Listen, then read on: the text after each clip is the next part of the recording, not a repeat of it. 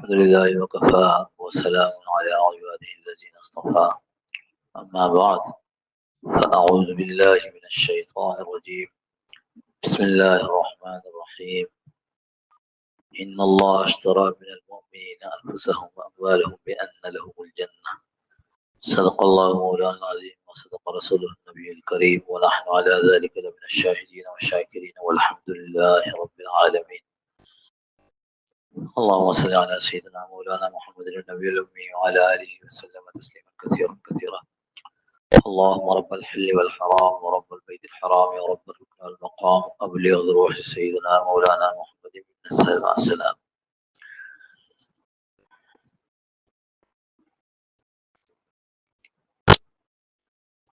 مولانا حبیب الرحمن صاحب نے ماشاءاللہ بڑے موقع کے مناسبت سے اشعار پڑھے ہیں.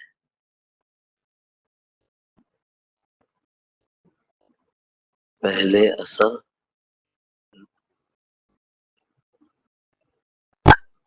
عمل میں ان کی اثر جو پوری ہے جن کے شعر ہیں جن کے اشعار ہیں.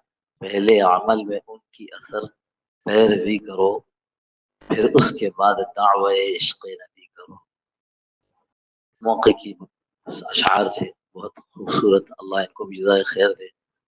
اور جن کا کلام ہے اثر جون پوری یہ حضرت حکیم اختر صاحب رحمۃ اللہ علیہ کے خلیفہ بھی ہے.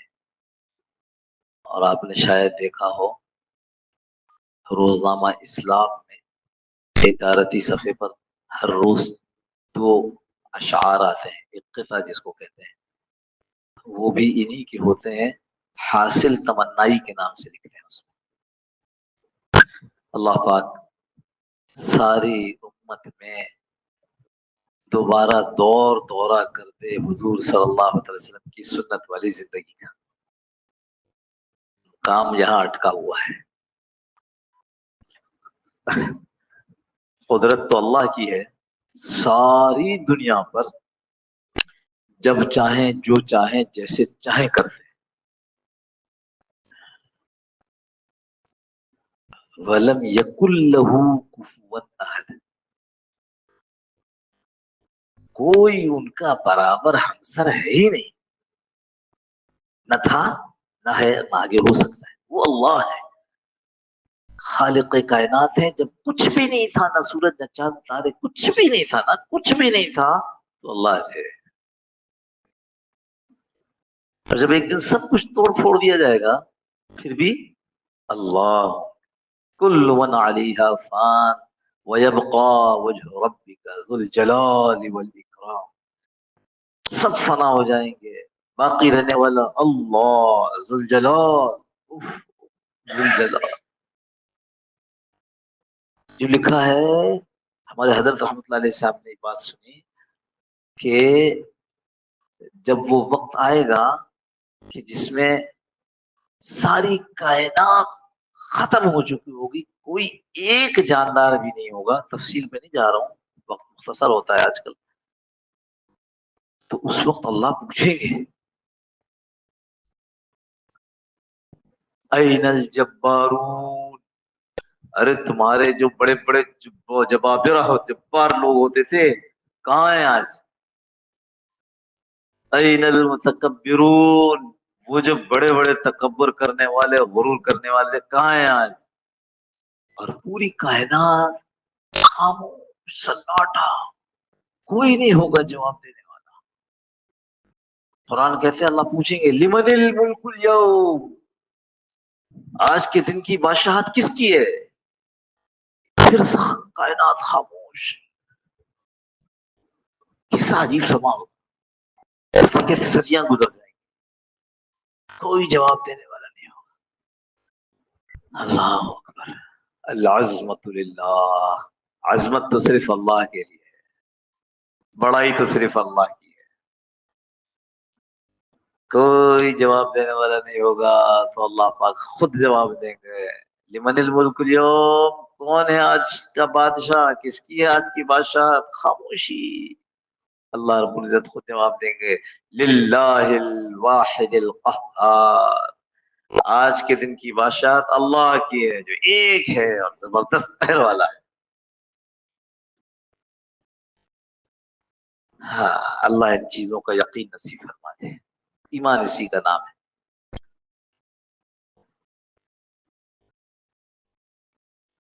تو ابھی ہم خیال تو ہی تھا کہ یہ بات کریں گے، لیکن مودی صاحب نے ماشاءاللہ وہ جو پوری نظم پڑھ دی تو بات تو ہو گئی، بیان تو پورا ہو گیا آج کے حوالے سے. کہ میں ابھی شفاعت میں مجلس ہوتی ہے نا، تو اس سے پہلے اثر پڑھتے ہیں ہم شفاعت مسجد میں. تو آج اثر کی نماز کے بعد اعلان ہوا تو ماشاءاللہ شیخ شباکی آئے ہوئے تھے. یہ غزہ کے رہنے والے ہیں اور انہوں نے تھوڑے سے حالات غزہ کے سنائے. تو عجیب حالات. تو میں نے کہا خیال تو تھا کہ اس پہ بات کریں گے، پھر ان کی بات کا اثر ہو گیا طبیعت پر، اور پھر اچھا ہوا اللہ پاک نے مجھ صاحب کے دل میں ڈال دی. انہوں نے وہ بیان جو ہم کرنا چاہتے وہ تو کر دیا. اب جس بات کا غلبہ ہے وہ عرض کرو. ہمیشہ یاد رکھیے باطل تو ایسے ہی آئے گا، چڑھ کر آئے گا، پوری دبانے کی کوشش کرے گا، لیکن مایوس نہیں ہونا ہے، بالکل مایوس نہیں ہونا ہے.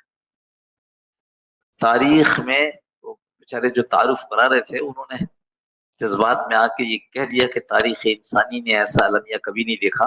یہ ٹھیک نہیں ہے. تاریخ انسانی نے تو بہت بڑے بڑے المیہ دیکھے ہیں. خود اسلام کی تاریخ نے بڑے بڑے حادثات دیکھے. یہ تو غزہ ہے، چند لاکھ کی آبادی.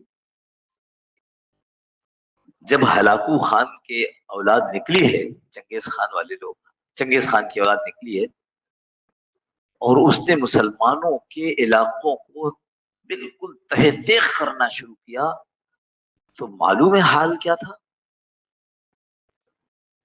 ان کا لشکر اپنے قبیلے کے لوگوں کے ساتھ داخل ہوتا علاقے میں، اور لشکر مختلف قبائل کے سردار کے ساتھ ہوتا. ہر سردار اپنے قبیلے کے ساتھ مل کر جنگ لڑتا، اور جب جنگ ختم ہوتی اور مسلمانوں کے علاقوں سے خون ہی خون باہر نکلتا تو پھر یہ مقابلہ کرتے. کس چیز کا مقابلہ کرتے؟ مسلمانوں کی گردن سے سر اٹھا کر کھوپڑیوں کا مینار بنا دیتے. اور اس دن کا جو اعزاز ہوتا وہ اس کے نام ہوتا جس کی مینار سب سے اونچا ہوتا.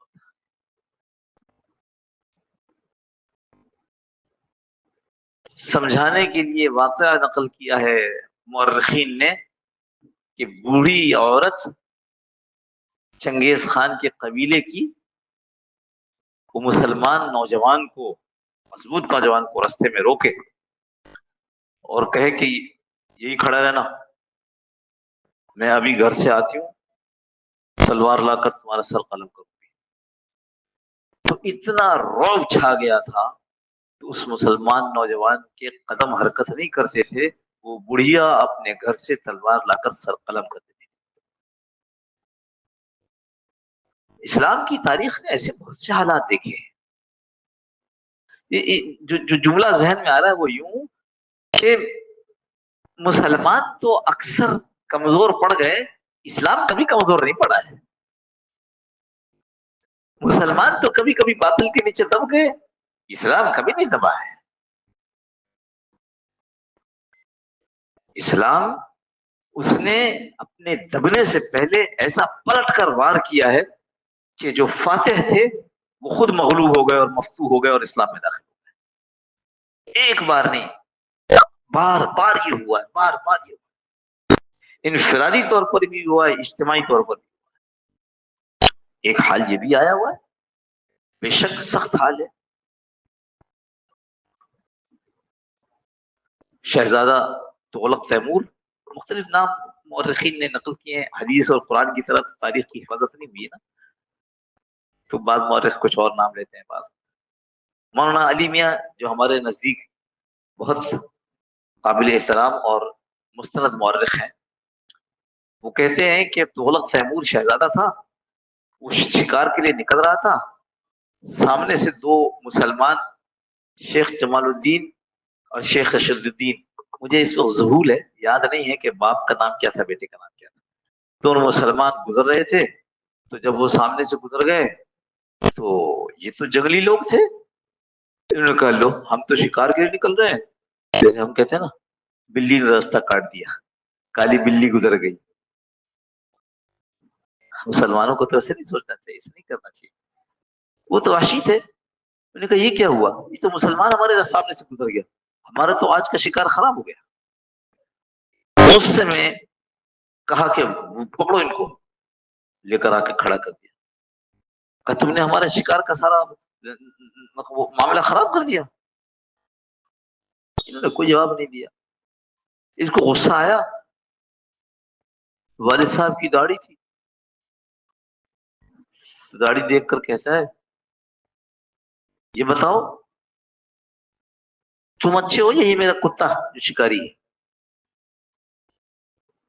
بعضوں نے داڑھی دیکھ کر کہا ہے کہ اس کے پاس کوئی بکرا تھا، اس نے کہا اس بکرے کی داڑھی اچھی ہے تمہاری داڑھی اچھی، یہ مختلف روایت ہے جو تاریخ نقل کی ہے، تو جب اس نے یہ کہا تو شیخ نے کہا کہ ابھی اس کا فیصلہ نہیں ہوا ہے، اس کا فیصلہ ہوگا، کہاں اس کا فیصلہ ہوگا، کب ہوگا، کون کرے گا، شہزادے تو ہمیں، اس جگہ کے بادشاہ تو ہمیں، کون کرے گا، کب کرے گا، شیخ کہنے لگے فیصلہ اس وقت ہوگا جب میں مروں گا، اگر میرا انتقال اسلام پر ہوا تو میں اونچا، تیرے کتے سے بہت اونچا، اور اگر میرا انتقال ایمان پر نہیں ہوا تو تیرا کتا ہی مجھ سے اچھا ہے کہ یہ ختم ہو جائے گا، مٹی ہو جائے گا، مجھے اس حساب دینا پڑے گا، وہ اخلاص، وہ جذبہ بڑا اثر ہوا، واپس ہو گیا ہے، ان کو چھوڑ دیا، کہا مگر ہمیں بتانا ضرور، ارے مر جائے گے تو کون بتائے گا، جب آخری وقت آیا شیخ کا تو اپنے بچے کو بلایا، یاد ہے وہ واقعہ کہاں بلایا، جب میں مر جاؤں تو یہ پیغام پہنچا دینا اس کو کہ میرے والد صاحب نے ایمان کی حالت میں انتقال کیا ہے، اس دنیا سے منتقل ہوئے ہیں، لہذا وہ تیرے کتے سے اچھے تھے، اب یہ کوشش کرے، علی میاں لکھتے ہیں کوشش کرے کوئی جانے نہ دے قریب، تو اس نے کہیں قریب سے زور سے اذان دینی شروع کی، وہ جو آواز کان میں پڑی تو اسے یہ کون چھوڑ کر بلا، پکڑ اس کو، بلا کے لائے اس کو، اس نے کہا جی اذان تو بہانا تھا، اصل میں مجھے ملنا تھا، آپ کو یاد ہے آپ شکار پہ جا رہے تھے، میں میرے والد صاحب وہاں سے گزر کے، ہاں یاد ہے، کہا والد صاحب کا انتقال ہو گیا ہے اور انہوں نے یہ آپ کے لیے پیغام بھیجا تھا کہ الحمدللہ وہ ایمان کے ساتھ دنیا سے رخصت ہوئے ہیں، لہٰذا وہ آپ کے کتے سے اچھے تھے، یہ تو چلا گیا کہہ کے، شہزادہ سوچ میں پڑ گیا، علی میں فرماتے ہیں کہ اس نے بہت سوچا اور سوچ کر اپنے وزیر اعظم کو بلایا اور کہا کہ تمہیں وہ واقعہ یاد ہے، ان کا یاد ہے، کہا ان کا انتقال ہو گیا ہے اور انہوں نے یہ پیغام بھجوایا ہے کہ وہ ہمارے کتے سے اچھے تھے اس لیے کہ وہ دین اسلام پر مرے، میرے جی میں آ رہا ہے کہ اگر یہ ایسا اچھا دین ہے تو میں بھی اسلام کو قبول کر لوں، تمہاری کیا رائے ہے، تو وزیر اعظم کہتے ہیں بادشاہ سلامت میں تو چپ کے پہلے ہی مسلمان ہو چکا ہوں، سخت وقت دیکھا ہے، یہ پہلا وقت نہیں ہے جب اتنا ظلم ہو رہا ہے مسلمانوں پر، ہر روز بچے، عورتیں، بوڑھے مارے جا رہے ہیں، سر پر بم گر رہے ہیں، مائیں اپنے ہاتھوں سے اپنے بچوں کی، شیرخوار بچوں کی لاشیں اٹھا رہی ہیں، اور شماتت الاعداء، اللہ کے نبی صلی اللہ علیہ وسلم کی دعا ہم نے سکھائی رکھی آپ کو، آپ پتہ نہیں یاد رکھی آپ نے، میں دو دعائیں آپ کو سکھائی تھی کہ وہ دو دعائیں یاد رکھنا، جب بیمار ہو جاتے ہیں تو اللہ شفا دے دے، جب مصیبت آتی ہے کہ اللہ مصیبت سے بھائی پہلے ہی دعا کر لو اچھے وقت میں، ایک دعا آپ کو سکھائی تھی اللہم انا نعوذ بک من زوال نعمتک، اے اللہ میں تجھ سے پناہ مانگتا ہوں جو نعمتیں تو نے مجھے دے رکھی ہیں اس کا زوال ہو جائے، یہ ختم ہو جائے، اور ختم ہونے کے بعد دعا کرتے نہ بھائی اللہ کے نبی پہلے سے دعا کرو اللہم انا نعوذ بک من زوال نعمت وہ تحول عافیت، یہ جو آپ نے عافیت والی زندگی عطا فرمائی ہے وہ تحول وہ بدل نہ جائے، بے عافیتی نہ آ جائے. ہم بیٹھے تھے نا سب گھروں میں، کیا پتا تھا کلاؤڈ برسٹ ہوگا اور گاؤں کا گاؤں ختم ہو جائے گا.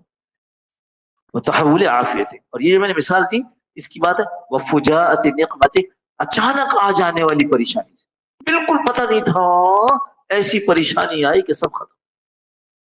اللہم انا نعوذ بک من زوال نعمتک، آگے وہ تحول عافیتک و فجاءت نقمتک، اچانک آ جانے والی مصیبت اور پریشانی، و جمیع سخطک، اور تیری اے اللہ تیری ہر قسم کی غصے سے، کسی قسم کا غصہ ہمارے اوپر نہ، اسے پناہ مانگتے ہیں. اور دوسری دعا جو ہم نے سکھائی تھی جس کی وجہ سے مجھے یاد آیا یہ بات کرنا، یعنی اس بات کے یہ دعا یوں یاد آئی، اللہم انا نعوذ بک جہد البلاء. ہاں، یہ جو آزمائش کی بڑی بڑی سختیاں ہوتی ہیں، وہ درک الشقاء، اس کی پریشانی تکلیف، یہ شقاوت بدبختی، وسوء القضاء، اور جو تقدیر کی وجہ سے جو مجھ پر مصیبتیں اور برائی آ جاتے ہیں، اور اس کے بعد وشماتت الاعداء، اے اللہ تیری پناہ چاہتے ہیں اس حال سے کہ میرے دشمن مجھ پر ہنسے، بڑی تکلیف ہوتی ہے. اس لیے یاد آیا بہت بہت پریشانی ہے، بہت پریشانی، لوگ کٹ رہے ہیں، مر رہے ہیں، امت بے حس ہے، لیکن اس سے زیادہ مصیبت یہ ہے کہ دشمن ہم پر ہنس رہا ہے. یہ ہے نام لیوا مسلمان. تو مسلمانوں پر تکلیف آئی ہے، پریشانیاں آئی ہیں، مصیبتیں آئی ہیں، لیکن اسلام اتنا سخت جان ہے کہ اس کو مٹایا نہ جا سکے، اس کو مٹایا جا سکے.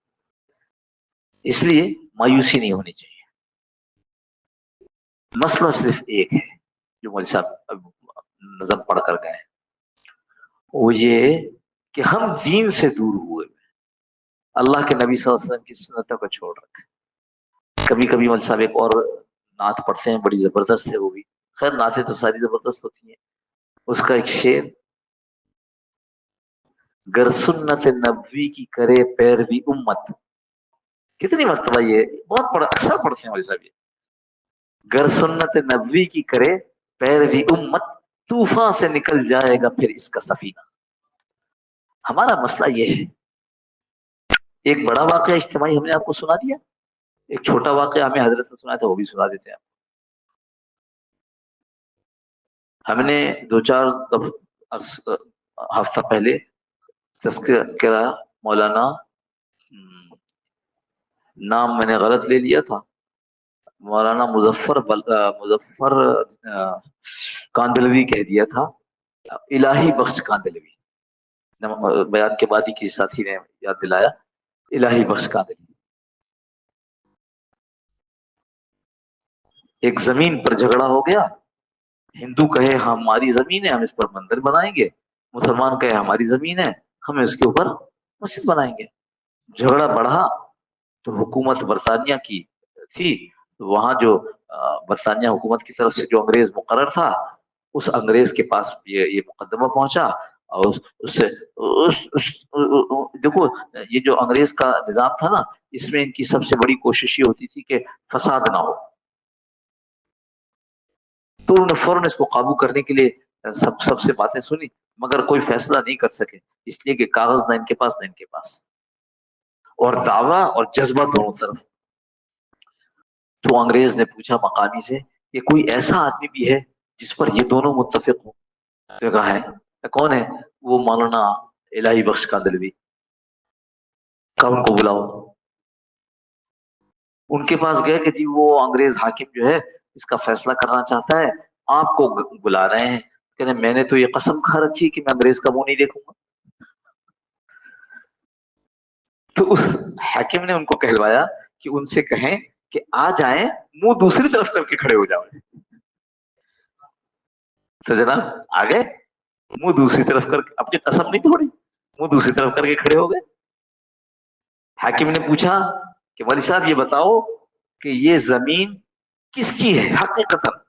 ہندو اپنا کہتے ہیں، مسلمان اپنا کہتے ہیں. تو وہاں الہی بخش قادری بھی رحمۃ اللہ فرمایا کہ نہیں، یہ زمین تو ہندوؤں کی ہے. تو مسلمانوں پر تو بڑا شماتت العادہ، بڑا سخت وقت کے جو ہندو کہ دیکھو ہم جیت گئے نا. تو جب حاکم نے فیصلہ لکھا تو اس میں لکھ دیا کہ یہ زمین ہندوؤں کی ہے. ہندو بہت خوش ہوئے، مسلمان بہت پشمردہ ہوئے. لیکن ہندوؤں نے کہا کہ تمہارا مذہب ایسا ہے کہ اتنے بڑے معاملے میں ہمارے خلاف گواہی دے دی، تو ایسا مذہب تو ہم نہیں چھوڑ سکتے، ہم بھی مسلمان ہوں گے اور اس جگہ پہ مسجد بنائیں گے. تو حاکم نے اپنے فیصلے میں لکھا کہ آج مسلمان ہار گئے، اسلام جیت گیا. بڑا سخت جان ہے یہ مذہب، سخت جان ہے. 70 سال روس کا استبداد، جبر. اب بھی جا کر دیکھو تو مسلمان موجود ہیں ماشاء اللہ.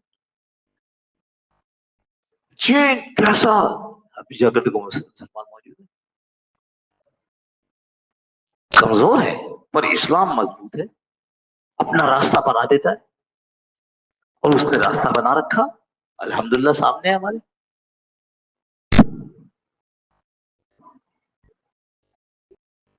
ایک طالب علم آیا اور شیخ الہند رحمۃ اللہ علیہ سے کہا دیوبند میں کہ حضرت یہ کہیں کتاب میں لکھا ہوا نہیں ملے گا، اس لیے کہ جس علاقے کا یہ قصہ ہے اس علاقے والے نے اور ہمارے درمیان ایک واسطہ ہے صرف. کہا شیخ الہند رحمۃ اللہ علیہ سے کہ استاد میں اب واپس جا رہا ہوں پڑھ کر، کچھ مجھے کام دیں کام. دیوبند تو ایک مشن کا نام تھا نا، انگریزوں کے خلاف اتنا بڑا ادارہ جس نے ایسی تیسی کر دی. آج تک اسلام دنیا کی کسی جگہ پر صحیح اسلام اگر ملے گا مضبوط تو وہ آپ ہے. لہذا اس نے جب کہا تو ہمارے مشائخ صرف عالم نہیں تھے نا، اولیاء اللہ میں سے اللہ والے تھے. ان کو اللہ نے بہت فراست دی تھی، اللہ بہت دور تک دیکھو ہم کرامات کے منکر نہیں ہیں. فرق اتنا ہے کہ وہ کہتے ہیں کہ بزرگ یوں کرتے ہیں، ہم کہتے ہیں اللہ بزرگوں پر یہ کھول دیتے ہیں. تو شیخ الہند رحمۃ اللہ نے کہا ایسا کرو شطرنج سیکھو. شطرنج تو ہم خود فتوی دیتے ہیں کہ شطرنج جو ہے وہ آدمی کو ایسا لگا لیتا ہے کہ وہ اس کا کھیلنا مسلمانوں کے لیے مناسب نہیں ہے. آپ کا شطرنج سیکھو، بس ہم کام مانگا تو ہم نے کہا شطرنج سیکھو. یہ واپس اپنے علاقے پہنچ گیا. علاقہ کون سا ہے؟ نمنگان. جب یہ وہاں پہنچا تھوڑی دن کے بعد تاجکستان، ازبکستان، افغانستان سب روسی استبداد کے اندر آ گیا، اور لینن کا انقلاب.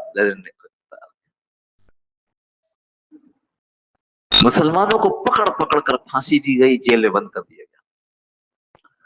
جب تھوڑا ان کا انقلاب سیٹل ہوا، کیا کہیں گے اس کو، سیٹل طرح بولو نا ذرا جان ہے ٹھنڈا ہوا. بھائی کیسے کیسے ترجمے ہے بھائی، اب اصل میں سیٹل ہی اتنا آسان ہو گیا ہے کہ اب اس کا ترجمہ مشکل ہو گیا ہے. جب حکومت ان کی کچھ ٹھیک ہو گئی، صحیح حال میں آ گئی، تو انہوں نے کہا بھائی چلو قومی ترانہ بناؤ. قومی ترانہ بنائیں گے. اچھا بھائی ہمارے قومی کھیل کیا ہونا چاہیے، قومی پھول کیا ہونا چاہیے، قومی جانور کیا ہونا چاہیے، قومی کھیل کیا ہونا چاہیے. بڑا مشورہ ہوا اور اس مشورے کے بعد یہ طے ہوا کہ ہمارا قومی کھیل شطرنج ہونا چاہیے. اچھا شطرنج ہونا چاہیے تو ڈھونڈو سارے روس کے اندر کہاں کہاں جو ہے شطرنج کے اچھے کھلاڑی ہیں، تاکہ ہم اس کھیل کو فروغ دیں. تو ہوتے ہوتے پتا چلا کہ ایک بہت اچھا کھلاڑی جیل میں ہے. یہ وہی شیخ الہند کا شاگرد جیل سے نکالا گیا، اس کو کام دیا گیا اور اس نے اوپر شطرنج کھلایا اور تہخانوں میں قرآن کے حفظ کی کلاسیں لگائی. مسلمان کمزور پڑتا ہے اسلام نہیں، اسلام سخت جان ہے، سخت جان ہے، بڑے بڑے حالات اس پر سے گزرے. اس لیے جو بات جہاں سے شروع کی تھی وہاں بات ختم کروں کہ مایوس نہ ہو. فرق صرف اتنا ہے کہ اسلام جیت جاتا ہے، مسلمان ہار جاتا ہے. اگر مسلمان اسلام کے ساتھ چپک جاوے تو یہ بھی جیت جائے گا. اسلام کی تعلیمات کو اپنے اندر اوڑھ لے تو چونکہ اسلام نے تو جیتنا ہی جیتنا ہے، یہ مسلمان بھی جیت جائے گا. یہ خانقاہوں میں یہ کہا جا رہا ہے اپنی زندگیوں کو تبدیل کرو. یہ زندگیاں دین کے اور اللہ اور اس کے رسول کے دشمنوں والی اس زندگی کو طلاق دے دو. 3 طلاق. دوبارہ گھر میں وہ زندگی داخل ہو. گھر میں وہ زندگی ہوگی، کاروبار میں وہ زندگی ہوگی، اداروں میں وہ زندگی ہوگی جو زندگی حضرت رسول کریم صلی اللہ علیہ وسلم والی زندگی تھی. اللہ معاف فرمائے جب ایسا نہیں کریں گے تو مسجدوں کے اندر وہ زندگی آ جائے گی جو رسول اللہ صلی اللہ علیہ وسلم کے دشمنوں کی زندگی تھی. اسراف والی زندگی، شور شرابے والی زندگی، شہرت نام نمود والی زندگی، مسجدوں میں وہ زندگی آ جائے گی. اس لیے طے کر لو، مایوس نہ ہو، اللہ اچھے دن لائے گا. لیکن ہم اپنی طرف سے اپنے آپ کو اسلام پر مضبوط کریں گے نا انشاءاللہ. کہتے ہیں کہ حضرت شاہ اسماعیل شہید رحمۃ اللہ، حضرت آپ اتنے بڑے آدمی ہیں، آپ نے بیعت کر لی سید احمد کے ہاتھ پر. آپ کو تو پتا ہے سید احمد نے تو کافیہ تک پڑھا ہے، بالکل ابتدائی کتابیں، اور آپ اتنے بڑے عالم. تو شاہ اسماعیل نے کہا ارے علم کی کیا بات کرتے ہو، علم تو ہمارے خاندان میں بہت تھا. لیکن سچ یہ ہے کہ جب ہم نے سید احمد کے ہاتھ پر بیعت کی تو ہمیں علم پر عمل کرنے کی ہمت ہو گئی. خانقاہوں میں آنے سے ہمت پیدا ہو جاتی ہے. ہمیں یاد ہے ہم پہلے شادی میں جاتے تھے، بیاہ میں جاتے تھے، تصویر کھینچ رہی ہے کوئی بات نہیں، مکس گیدرنگ ہے، ایک کنارے بیٹھ گئے، ہم نہیں کنارے بیٹھے، انہوں نے کنارے بیٹھا دیا، بیٹھ گئے. حضرت رحمت اللہ علیہ کی صحبت سے یہ توفیق ہوئی. کتنی ہی دور، میلوں دور ہال میں پہنچے اور دیکھا مکس گیدرنگ ہے، واپس